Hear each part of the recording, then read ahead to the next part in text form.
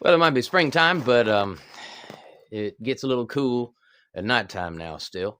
It's about 10 degrees Fahrenheit or minus 12 Celsius right now. So I just wanted to real quick do a little theological rant, we'll say, about Andrew Tate. I've been hearing about him for a few years. I've never really paid much attention. I'm not a fan. And I'll tell you why. I've been slightly alarmed by so-called conservatives and Christians. I don't know, either being led along by lies or not questioning enough, not calling sin sin. Um, I don't know exactly why. I haven't figured it out.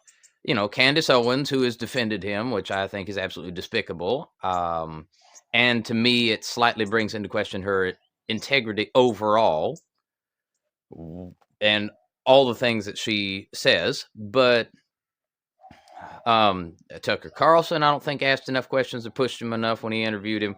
There's a Christian guy, but Benny Johnson, I think is his name. He had him on his channel and on a podcast or something. And I don't understand, but I'll tell you what my beef is with Tate.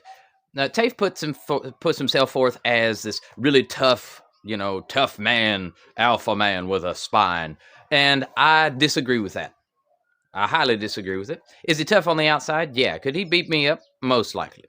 I'm not a big guy. He's probably a fair-sized guy. He looks like it.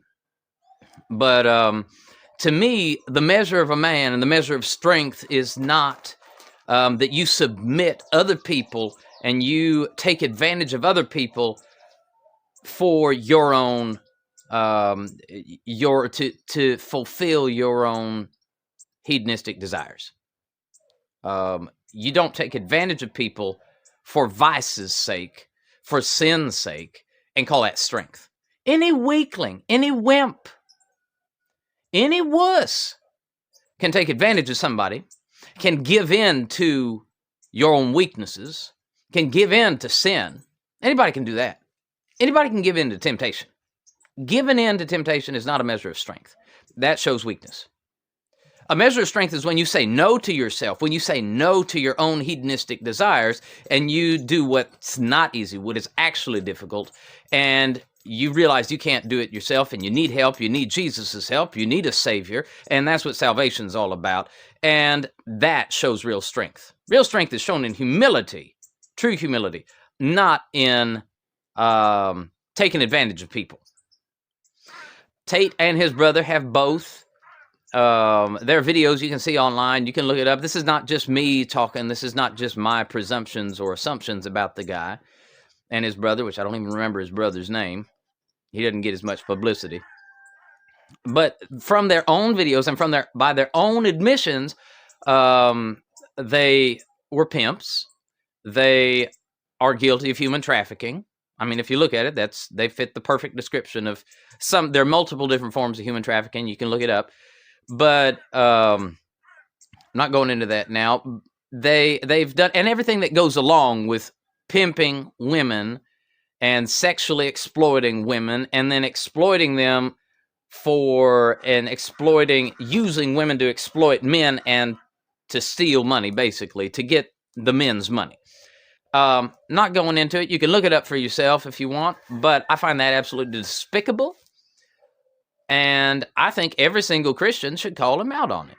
And you don't just have him on. You can have him on and not agree with him, but you need to be clear about that. You don't just give him a platform and be like, oh, the media targeted you. You're a victim. You don't give him a platform and let him say that he's a victim when he's not, when he has actually been the perpetrator.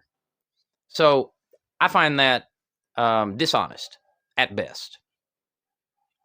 Intellectually dishonest, and I think that should stop. Christians should stop doing that. Call him out. Not saying we should condemn him. I pray that he realizes how despicable he is without salvation, without the Most High's help, without Jesus. I pray that he finds the truth. I don't condemn him.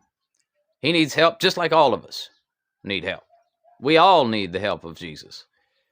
So, no, he's not any different than any other sinner. But He is that. He's a sinner, and he needs definite help. And he's not a figure that we should admire for anything that I have seen. Not one thing have I seen that we should admire him for. And young men should not admire him or take him as an example of strength and courage and manliness. No, that's not manliness. That is human sinfulness. He's a pretty good example of human sinfulness, but not of manliness and what it means to be a man, a real man.